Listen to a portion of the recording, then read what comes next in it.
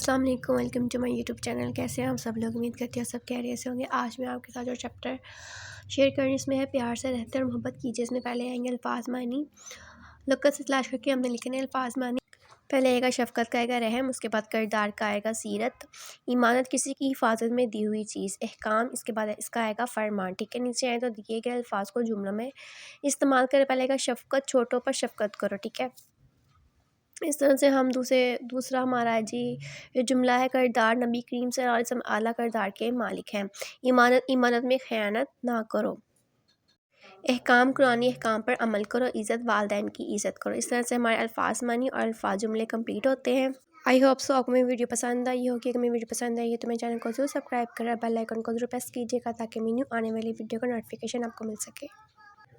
मेरी वीडियो को like share and subscribe करना मत भूलिएगा। नेक्स्ट वीडियो के लिए मुझे इजाज़त दीजिए। अल्लाह हाफिज़।